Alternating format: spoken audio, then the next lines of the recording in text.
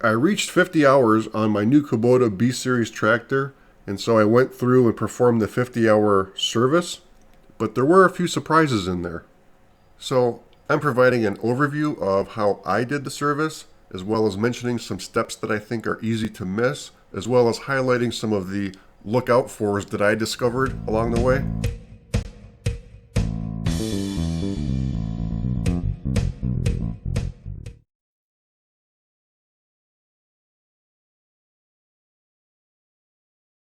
Now, looking at my operator's manual here, for 50-hour service, just per the literature, we've got changing the engine oil, changing the engine oil filter, changing the transmission oil filter, and changing the hydraulic oil filter. So there's those 4 tasks.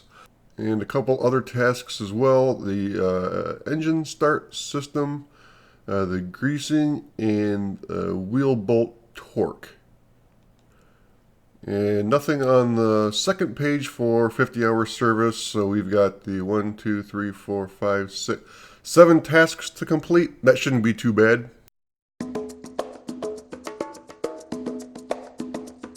On these tractors, there are 2 oil drain plugs. You need to remove both of those to be sure to get all of the oil to drain. And I'm 99% sure that these are a 14 millimeter bolt. However, my 14 mil socket would not fit on here.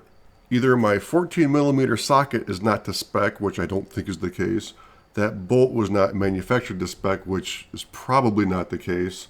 I'm thinking it's probably the heavy coat of paint on here, which was preventing the 14 from going on. So I ended up using a 9/16. The fit was pretty good. So this is actually I think it's a 14 millimeter bolt disguised as a 9/16.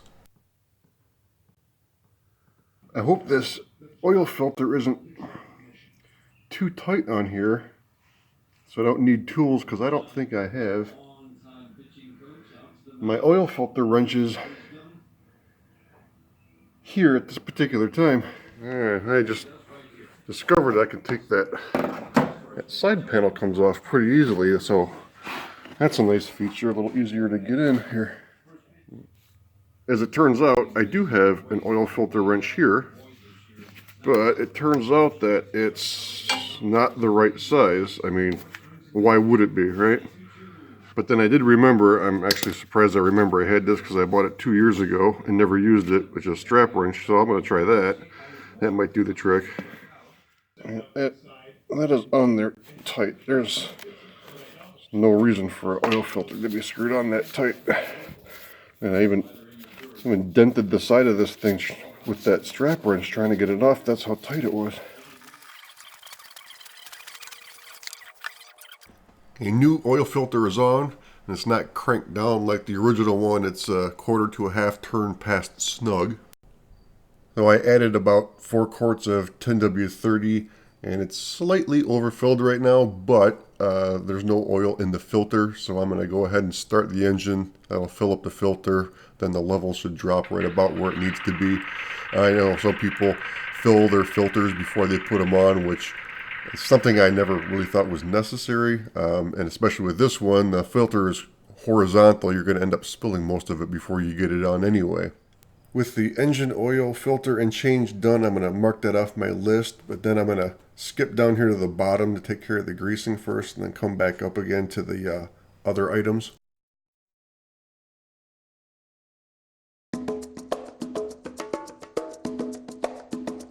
So I am in the greasing section of the owner's manual. It's one thing I didn't know until I started watching tractor videos was grease itself is pronounced grease, but the act of applying the product is considered greasing. I didn't know that. I like that. So anyway, actually I'm just making that up. Anyway, so lubricating grease points in the tractor manual shows 3 grease points, or 3 grease fittings: the brake linkage, and then the 2 linkages on the 3-point hitch. And you might say, I have more grease points than that on my tractor, and you're probably right. This is just the tractor by itself. Notice no front end loader. If you have a front end loader, which like 95% of us have probably, then yeah, there's more grease points, but that's in the manual for the front end loader itself. And then also greasing the battery terminals, and I don't think they're suggesting that you use like a a multi-purpose axle greaser or high pressure grease on your battery terminals, but rather a dielectric grease, which is what I'm going to use, which is generally what you use on battery terminals, which is more like a petroleum jelly. Matter of fact, it might be exactly what it is for that. So I'm going to hit these three here, and then I'm going to go to my manual for my front end loader. Here's the brake linkage assembly. And I know a lot of instructions just say to grease until you see grease coming out and then you're done. But the way I learned it was that you grease until you see all new grease coming out, and then that way you know you're purging all of the old grease. Now this might be overkill in this situation. This isn't a high-speed wheel bearing or anything like that, but I'm just going to continue to kind of do what I've always done. And now I'm going to contradict what I just said when I'm doing the 3-point hitch arms. I'm going to add enough grease to be sure that's well lubricated, and also I get the rust prevention, make sure nothing corrodes and sticks together. But with the limited amount of use that these turnbuckles get, full purge isn't necessary. So here's the operator's manual for the front loader. Notice the picture on here has got the front loader on it. The picture for the base tractor, the operator's manual, no front loader. So you all read this, right? Yeah, it's a good cure for insomnia. Anyway, so under the in the maintenance section for under lubrication, we'll focus here. So it states here, lubricate all grease fittings every 10 hours of operation. And even though I hadn't really read the manual, I did do the maintenance on it because there is a reminder sticker on the side of the loader that states lubricate every 10 hours. That's great. So I did that, hit the grease fittings all over the loader. There's like 10 or 12 of them altogether. But in the manual here, it states 10 hours of operation, all the grease fittings finds, and then also lubricate joints of control lever linkage every 10 hours, which I didn't do because on this sticker, I was just looking at this little 10 with the hourglass, I guess that is, every 10 hours. I didn't actually read this down here, which was all pivot pins. Hey, that was an obvious one. Joints of control lever, so it actually is on here. I just never read it.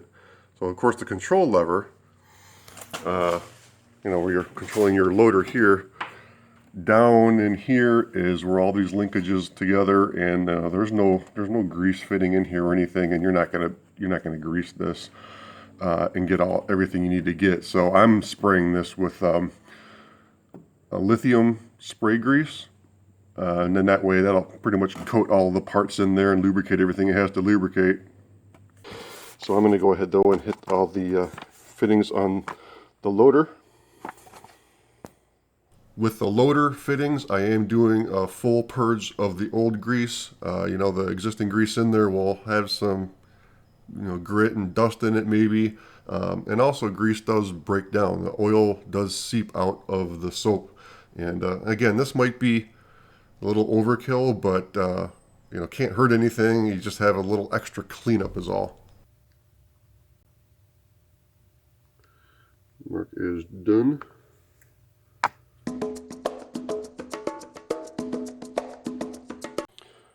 Okay, continuing with the front loader manual here in the maintenance section is I did finish the lubrication of the pivot pins, and also I did spray the control lever linkages with some white lithium grease.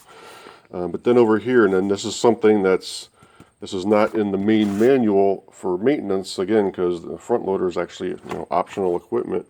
But it states here too, if we can get a focus, states to retighten the hardware that holds the loader to the tractor after the initial 20 to 30 hours of operation. Oops, yeah, I'm like 20 hours behind on that. And again, this is a one-time thing. You don't have to do it every 20 to 30 hours. But there are a lot. There are a lot of bolts holding that loader on. And then back here it does have the sequence of which ones to tighten Focus, and it does have a sequence of which ones to tighten in which order. You know, and again, something easy to miss if you don't read this manual because it's not in the main tractor manual. Okay, so look at these. Here's your torque specs. For the ones labeled number 2, those are 110. So that's these here, just those, and then. Those labeled number 3 are 66 foot-pounds, which are here, and then labeled 459, which are there, and then 5s are 60, another one at 66, and then back to 110. So, yeah, what a how ridiculous. All right, so I'm going to go and hit all those and keep changing my torque settings. It's a good thing I only have to do this once, now, albeit 20 or 30 hours late.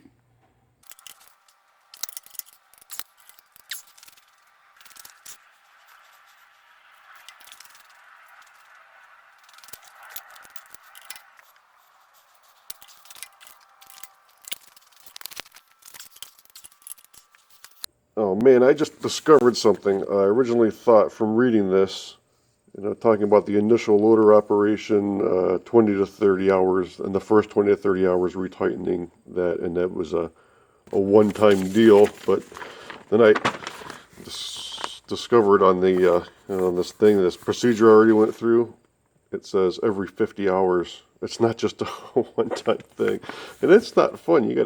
There's different size nuts on there, and then they're all different torque specs. So, I mean, I'll do that, but I'm not going to be happy about it. That's for sure.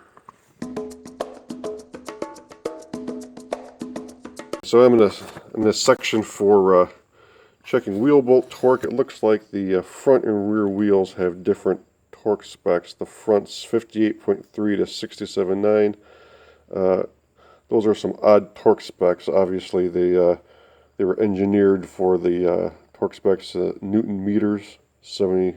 I'm guessing that's Newton meters. 79 to 92, and then those are the imperial equivalents. So I sure hope my torque wrench is accurate. I wouldn't want to over torque it to, like, I don't know, 68.1 foot-pounds or anything like that. Well, it's always something. This time my socket set threw me a curveball. The front lug nuts are 17 millimeter. The lug nuts on the rear are 22 millimeter. But for some reason, my socket set skips 22. It goes directly from 21 to 23. And I'm not missing the socket. There was never a spot for it in the first place. So I don't know why it's skipping the 22. Anyway, I did discover that a 7/8 socket, 7/8 inch socket is 22.25 millimeters. So I used that and didn't really notice any slop in the socket due to the extra 0.25 millimeters. So that's how I ended up having to do the rears. I torqued down all 4 wheels here, and I think pretty much every lug nut needed about maybe 1/8 of a turn to get back to torque. So they were definitely a little loose and needed retorquing.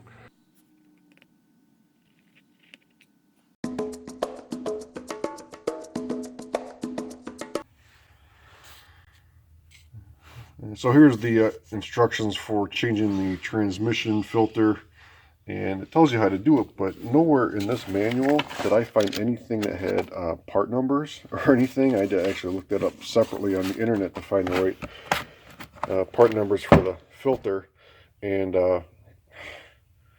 they're pricey though, that's for sure. Like, your standard oil filter is $4.99, $5.99. This is like $25 to $30. That one's $25 to $30.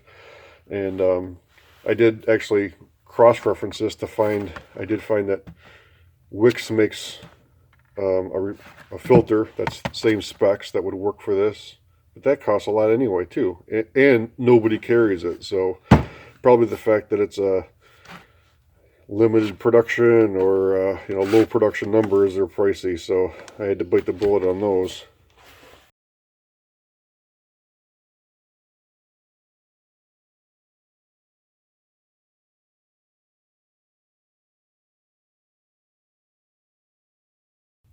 So why is it that the original filter looks like that, And the new filter is white with Kubota on it.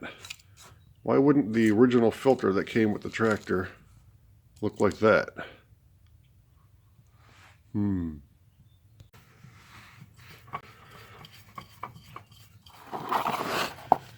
know, these strap wrenches don't work that great when they got oil all over them. Something about that coefficient of friction is messing things up.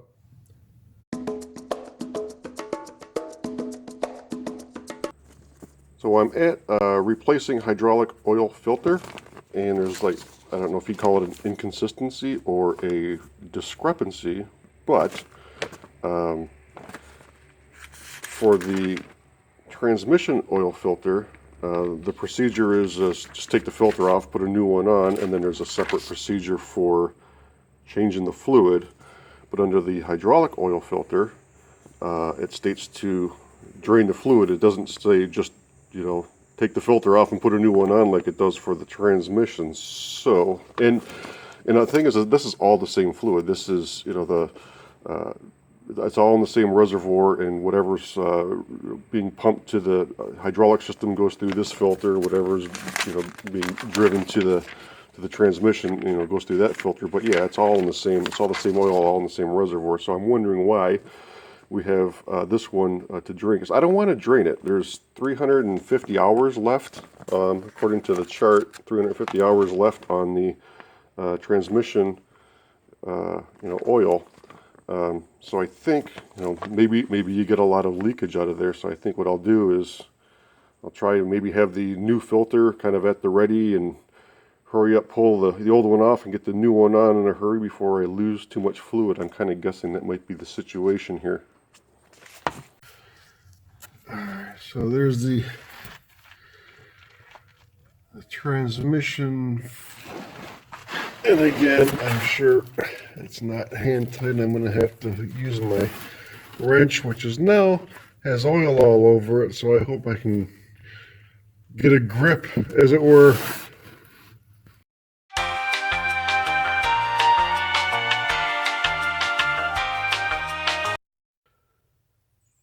So I got through with the hydraulic filter change, which was a handful. I didn't record it. I needed both hands all the time for that, and there was some swearing involved and stuff too. But yeah, I'm a little miffed about that,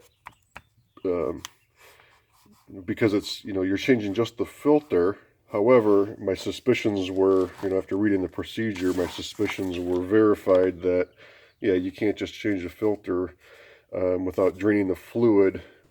So here's the new filter on, and when I was taking the old one off, you know, after I got it off about maybe a turn or so out, the amount of fluid that was coming out there at the rate it was coming out, I could tell just by that by the time I pulled this thing off completely, hurry up and get the new one on and screw it in, I was probably going to end up losing like a gallon of fluid, and it's draining down into here, which is, you know, pretty nasty. So what I ended up doing was you know, putting the old one back on, stopping the flow, then draining the fluid, funneling it into a clean container. In my case, it was a couple of empty water jugs.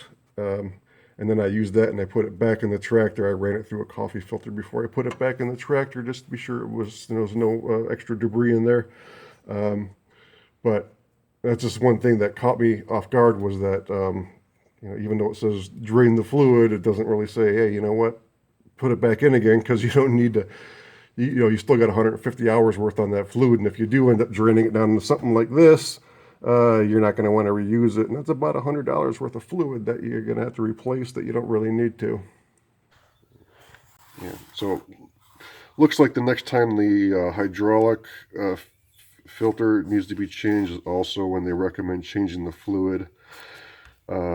And the transmission filter replaced at 200 hours, and that one's not a problem. That one you don't, you know, lose any fluid then. So anyway, just something to be prepared for, I guess, when you get to your 50-hour service.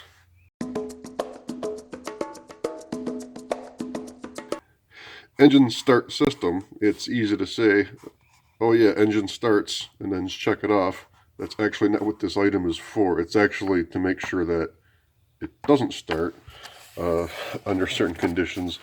Essentially, just testing the safeties to be sure that it can't be started with the PTO on, to be sure that it can't be started if you've got your foot on the pedal, forward or reverse, and then also be sure that the PTO will disengage if you get off the seat. So that's what that line item on here is for, is you're really testing the safety system, not necessarily the whether it starts. Okay, so starting system, your neutral, as is, should start. Alright. Foot on the pedal should not start, and it doesn't. And backwards as well. Okay, back to neutral. Okay, that works. See, PTO on, should not start, and it doesn't. Okay, PTO off. I'm going to start the PTO, and then I'll stand up and see if it shuts down.